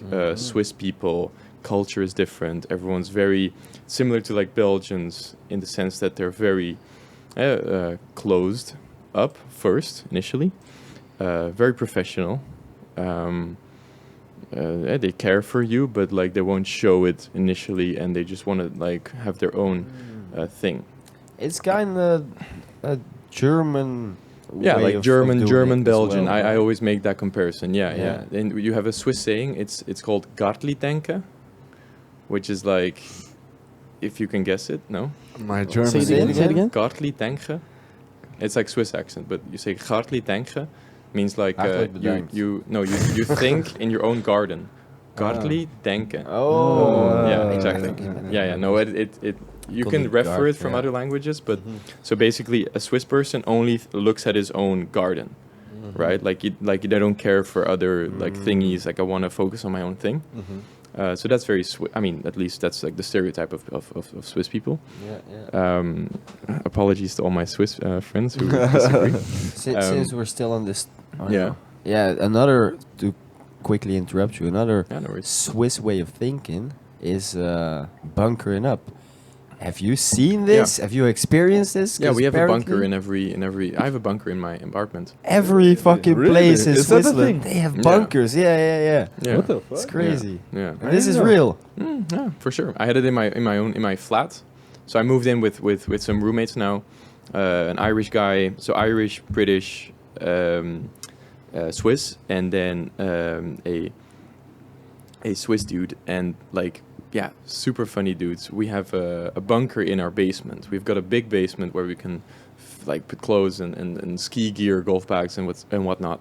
But also there's a bunker in it, which is also a bit empty. Like it's not being used, I think. It's when and it's to be prepared. Exactly, right? and I haven't checked this one out, but I feel like it's a big white metal door with the usual thingies, right? Like a big steering wheel, which you can hermetically seal it in some way. Yeah, for like... I've seen a documentary I didn't about know this was a the thing. bunker builders in Switzerland. They make big bucks. They make big bucks. Yeah. Really, the whole That was of from the Second Switzerland War. is That was- prepared. They're all prepared Yeah. for war. I mean, worst, they're you know? not, but like for Yeah. for blast radius and stuff, yeah. Exactly. You they're know, not because they're prepared not for- into this little group of the EU, or they're Yeah. not the Yeah, but Yeah, it's also their own you have thing. mandatory military service. mandatory. Really? Mandatory okay. military service. Like my roommate, he goes to the military soon. Yeah. Shit. Yeah. That's But still this a thing. this way of living, the bunker ideology of Switzerland, it came from the war. You know, I don't know if it's the First World War, the Second World War, but basically the way they had to come into Switzerland, because it was a neutral country, yeah. right? But still, they like built a lot of bunkers in the mountains, right? And to like overthrow Switzerland is almost impossible because it's almost entirely Naturally surrounded Yeah, by initially, mountains. exactly. In those war times, because you would have just like no way of accurately targeting areas, right? Like you would have now, for instance, when you compare it to Russia or Ukraine, that's something completely different because now you're dealing with high-tech weaponry systems and stuff. But at the time, like Second World War, there's no chance you would ever try and go into Switzerland. And what also Switzerland did and took leverage in is will be that neutral ground for everyone to just like feel safe or do business or store money. goods. Yeah. So basically all of the, and this is known, this is not like a crazy conspiracy or anything, but like all the Nazi gold from the Second World War and the First, that's all in Switzerland. I mean, a big part of it is still in Switzerland. Same as cash and funds that or commodities of value, precious metals that are just still there, stored somewhere. And that's just kind of like from Switzerland. I don't know if there's like ownership from Switzerland, but They were like, we'll take care of it. Don't worry. Bring it here. Yeah. That's insane. No, but it's crazy because in those mountains, the mountains are protected in Switzerland, but they're filled with bunkers as well, and like whole and weapon systems. alleyway systems, weapons. Yeah, it's they're prepared. You know, if shit hits the fan, I'm off my way to Zurich. You know, I'm going to Switzerland. Yeah. Definitely. we know they have bunkers now. So. And it's also like a very passive country, right? So like not a lot of stuff happens. I think we spoke about it like recently. Like, does anything go down there? Because I went out in Antwerp, and in Antwerp it's it can get rowdy. Like you go out on the streets, and like if you're wearing a watch, if you're wearing like a nice watch, in Antwerp that's already like a risky, right? Like I never had an altercation in Antwerp where I had to like fear for something.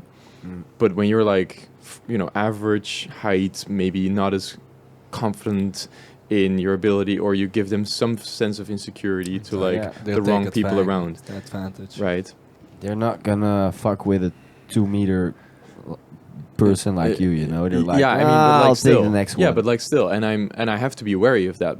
Still. But if you're walking around drunk, like exactly, falling over all over the place, they will, they're gonna attack whichever one looks 100% preserves as and the weakest. Exactly, and like my colleague, for instance, like my relationship manager, if he wears his Daytona, in London or in Amsterdam, like he just doesn't do it. And there's like a walking gig for it. Like my MD, my managing director, he has a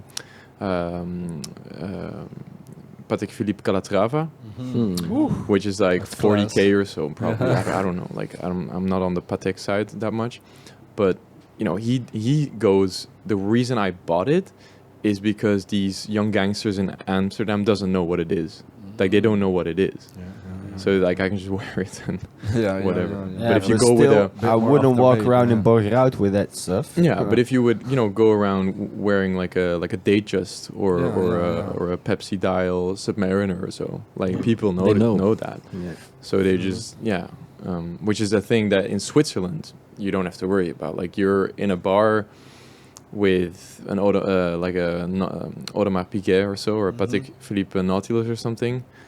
I've got no idea. You're talking gibberish to me right now. No, the brand. But I know. I know you're deeply involved into watches, and Yeah, I mean, I have to. Like, it's kind of like what I'm facing every day. Like in the main streets, there's so many watch stores and stuff. So yeah.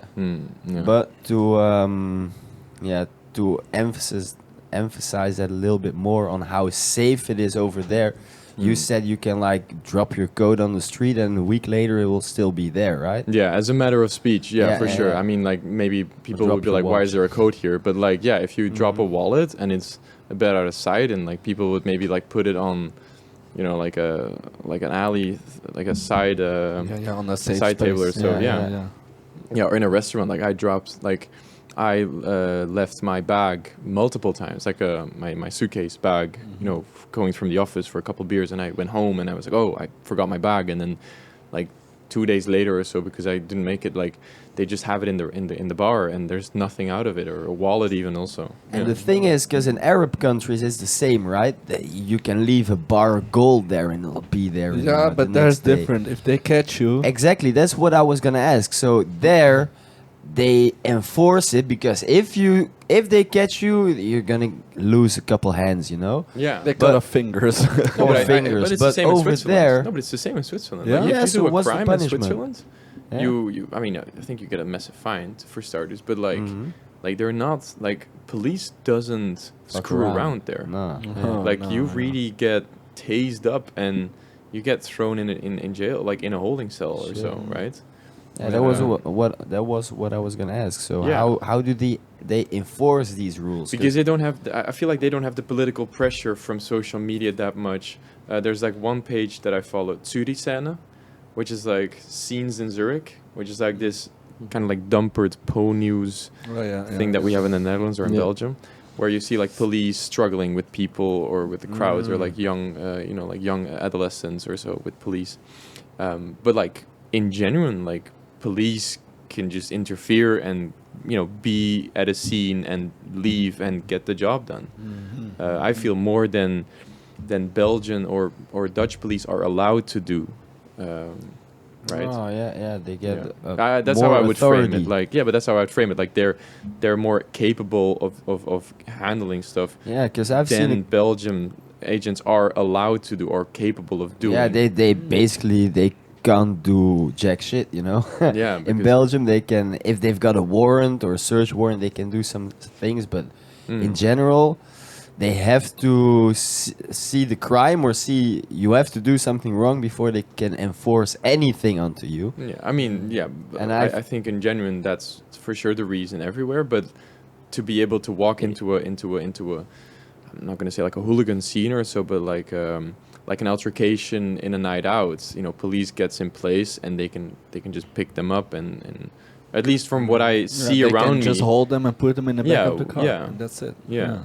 It works better, or at least more peaceful, or maybe I'm just missing out, or maybe not as much is happening. Yeah, but the regular people definitely are more afraid of police over there than over here. You know, even in Germany, it's crazy. Like, all right, to preface this was a girl who it was Ukrainian and she came from Ukraine, you know, and shit was just going wild over there.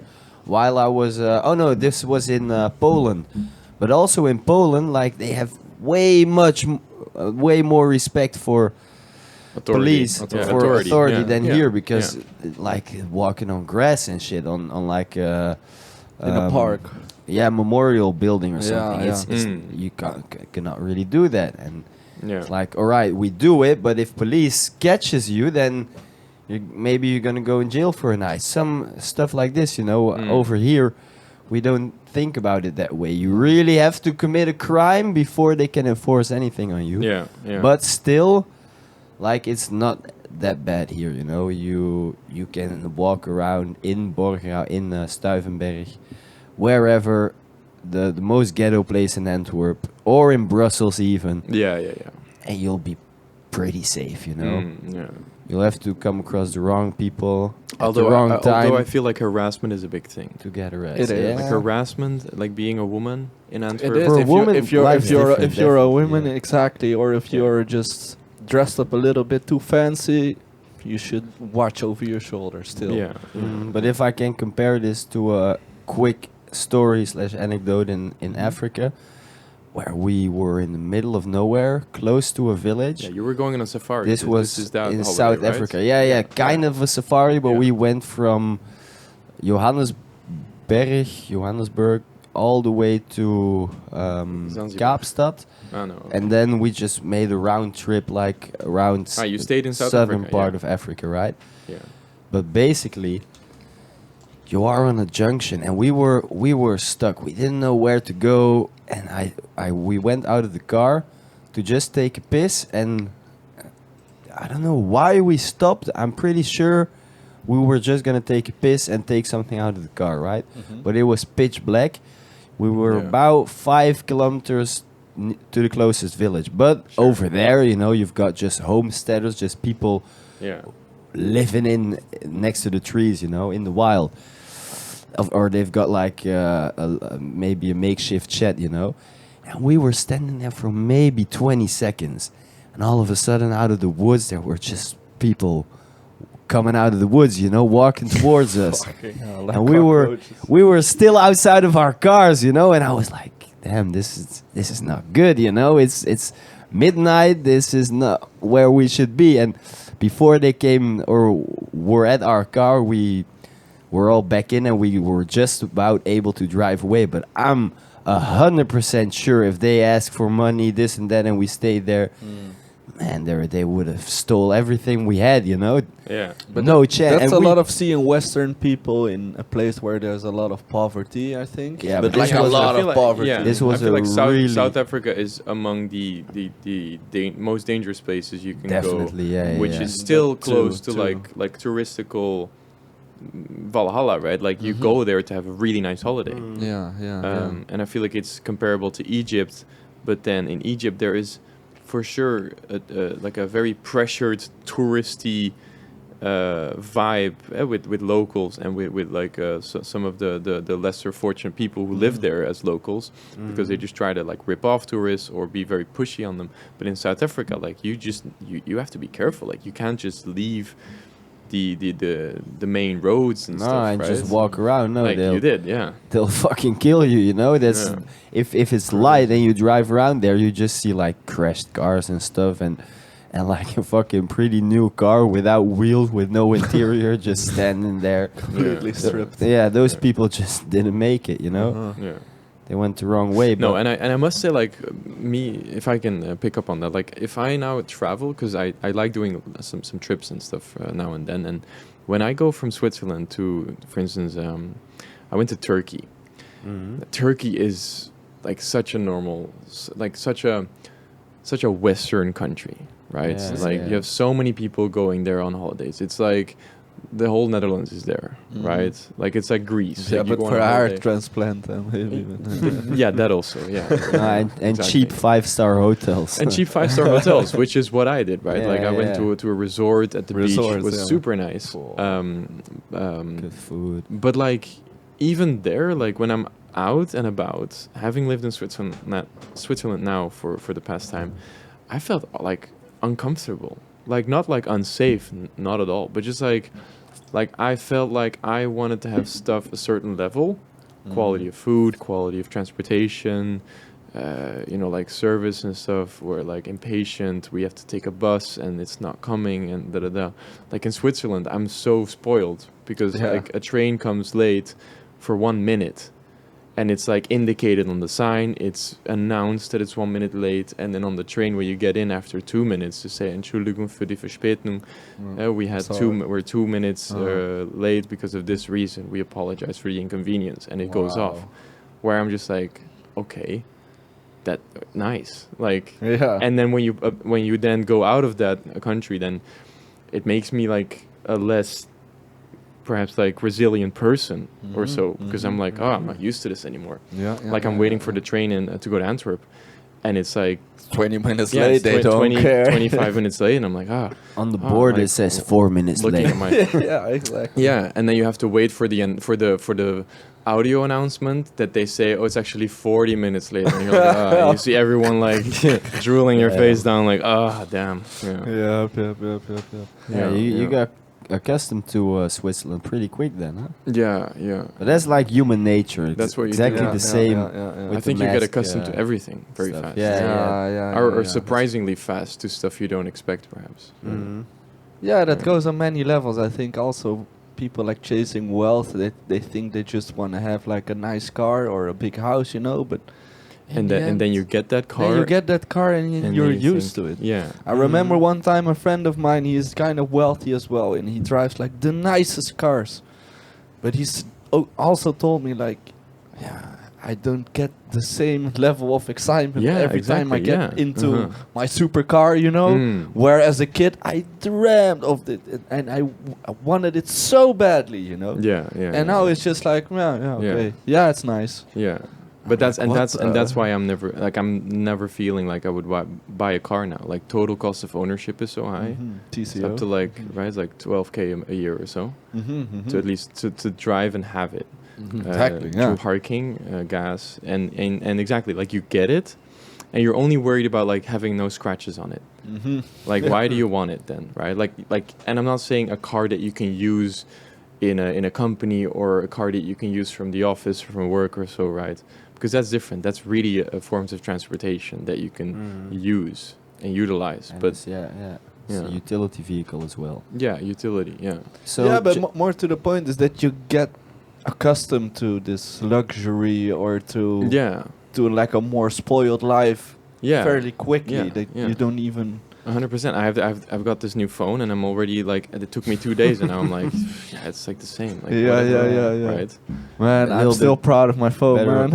I worked half a year almost for free, and then now I'm still. No, I'm super happy with it. But like, you get it, and then it's just like, it's cool, like some features, and then you kind of get used to it, and then it's like, okay, that's not the standard. And that's also like from Apple and these companies, right? They know how to use that, like it's the shiny new thing, and then they increase your own demand for having that as a standard, right? Which is the lens like this, or the speed and the RAMs and the hard drive like this. And I'm pretty sure like 3 years ago they could have made exactly this phone, but just waited and just adding a little bit every year.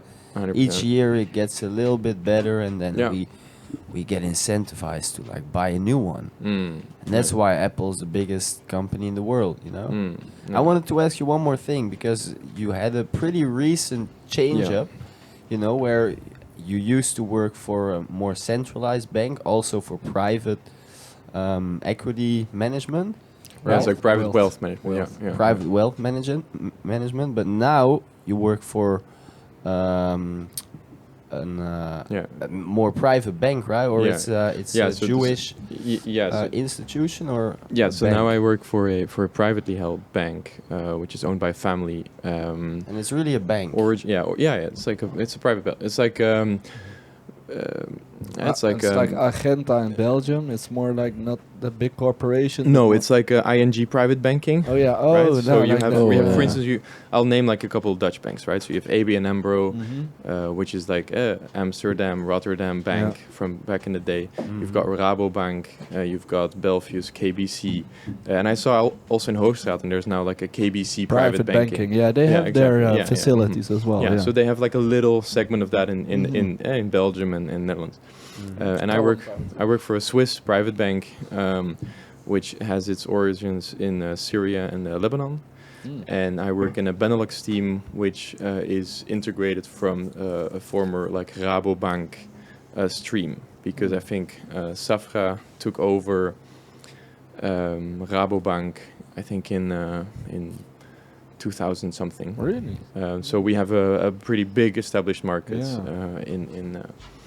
in Switzerland. Yeah, we have $3 trillion US dollars under management. In 3 billion, not 3 trillion. Trillion is like Not 3 BlackRock kind of money. Yeah, man. exactly. No. 3 billion assets under management in our Benelux team, and then the bank has 300 billion. Yeah. Sheesh. Yeah. And this is all like one because it's a bank, but it must be owned by a Jewish family, or Yeah. So this is a company from the family itself. it's like one family Yeah. owns 300 billion. Yeah, and that's like Billion. that's a part, huh? So that's only a part. Said to be. Yeah, of their wealth. Yeah, it's one of the richest families. Yeah. Yeah. But then you get also very respected clients. I think you Yeah, have it's to like level up your own the game, and the thing I always compare it with like mainstream like media is like Rothschild, like the Rothschild family. They have a private bank, right? You also have Edmond de Rothschild. That's like another segregated private bank, I think. Must make sure I don't say anything wrong, but I feel like that's a segregated private bank. For example, they also have entities in the US. There's also Rothschild in New York, and that's just like for ultra and high net clients, where they just focus on managing private wealth. Yeah. Okay, but now you have to like up your own level of professionalism, maybe, because you get huge clients actually. Compared to commercial banking with companies in Belgium, that's already sophisticated, right? You're eye to eye with companies, responsible people, and then retail banking is what we do, right? That's your KBC, that's your debit card where you have a couple thousand on, and you just do like payments with day to day. Like you when do you go to the bank? To withdraw cash, or to withdraw cash, or to check your balance, perhaps, if you don't have the app. I think they removed most of the banking facilities in Hoogstraten recently. To a bankcontact office. There's this one just ATM in High Street. It's they're changing the whole of Belgium. You know? Yeah, exactly. But like they removed centralization. Centralized banking. Like they removed a lot of these ING offices, for instance, from Antwerp, from Hoogstraten, everywhere, which is really, really remarkable, because I wanted to pay for a pizza or like a kebab, I think a week ago in town, and I didn't have any euros, like let alone cash. Yeah. And the guy, Ali, he's like, enkel cash. And I'm like, only cash. Right. Okay. So I'm like, okay, no worries. And I'm with a friend, and I'm like, yeah, can we still go there? And he's like, no, there's like no ATM here. Only at the Gusthaus, the elderly place, around the corner at the other side of the street. And I'm like, wow, dude.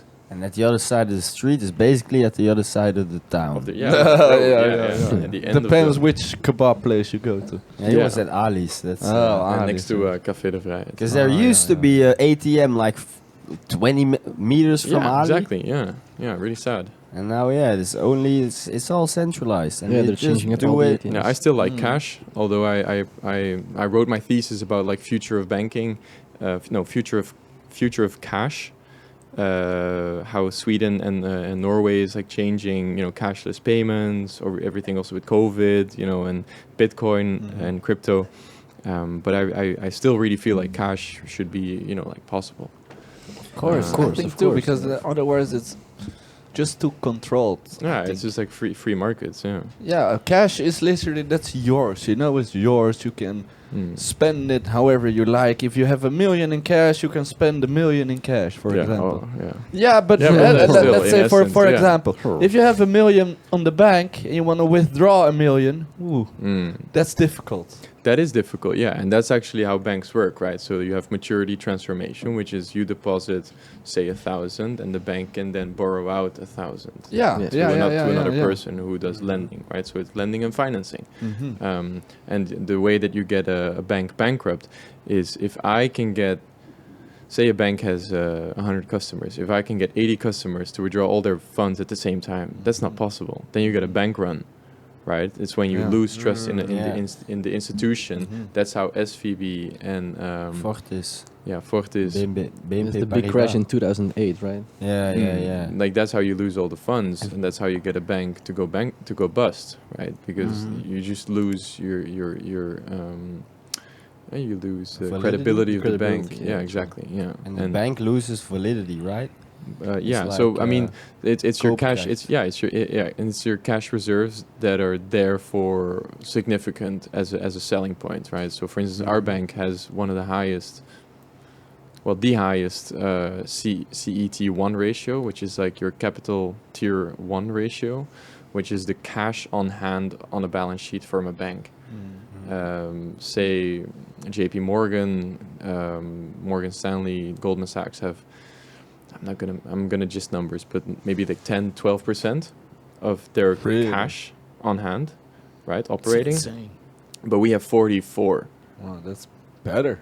So that's just as an example for saying like, hey, we have too much cash actually, but that's like a defensive selling point from our bank who says, hey, if anything happens, we've got 44.5% or whatnot on like cash reserves on hand. Exactly. Which is good to there you can rely as on a defensive feeling for clients who put like 20 million because you only have like a Luxembourg depositor guarantee up to like 100,000. So if you have 100,000 on your account, the state pays it back. If the bank goes bust, you get 100,000 back. Okay. But if you go above that, everything you lose. That's why people diversify on different bank accounts. Yeah. But I'm gonna we have to cut it because because the second camera is actually ran out of batteries. So. Oh, okay. No worries. Okay, but that's great. It was a fucking really interesting conversation. I feel like we should do another episode. We should do a part two. Definitely. Are we glad to? Anytime that you're in the neighborhood, Yeah, that'd be fun. That'd be really fun. Give us a call. We can definitely schedule something. Yeah, thanks for having me. Yeah, man. Thank you for coming, man. I also didn't share my appreciation for how you guys are doing it. I just got a tour from, in my eyes, the new headquarters. New facility, definitely. Insane. Like the way it looks with the setup for the sauna and the ice bath and also the podcast room. Everything is wood, self-made, organized with like curtains and like strong foundations. So it's really cool to see how you guys are putting in like starting to get office spaces. Yeah, really cool. Next time you're here, it's a different place. Yeah. I bet. A couple of saunas and some ice baths. Yeah. Thank you, Jess, for coming. Yeah, and thanks, we'll talk to you soon. Bedankt voor het luisteren. Eerste Engelse episode. En tot de volgende. Thank you. Ciao.